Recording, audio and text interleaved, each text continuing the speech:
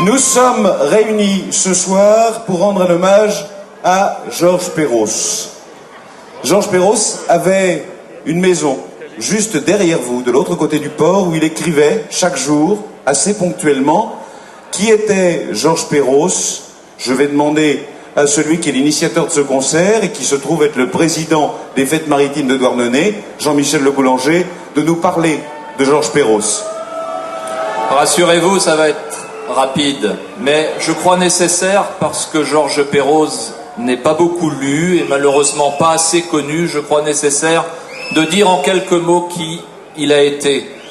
C'est un drôle de bonhomme qui est arrivé au bout du monde, à Douarnenez, à la fin des années 50, sur une moto.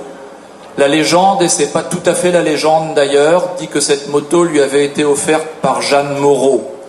C'est quelqu'un qui sortait de la Comédie Française, qui était écrivain, poète, un peu philosophe, qui était chez Gallimard, qui sera lecteur de Jean Vilar, et qui va mener ici une œuvre littéraire basée sur de la poésie, basée sur ce qu'il appelait des papiers collés, basée sur toute une correspondance avec tout un réseau de relations du monde du livre.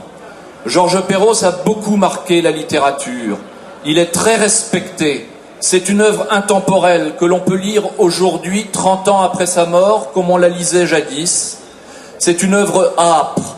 C'est quelqu'un qui avait quitté Paris, les honneurs et parfois l'arrogance, pour venir ici, au bout du monde, dans cette terre de limite, dans un port de pêche, avec des marins pêcheurs et des femmes d'usine, avec des gens de rien, avec des gens de peu, qui portaient en eux une vérité qui était la sienne, celle d'un homme tout simplement. Et Georges Perros, je suis très très heureux, au nom de toutes les fêtes maritimes, de participer quelque peu, modestement peut-être, au fait qu'on le lise encore aujourd'hui et qu'on le lise demain.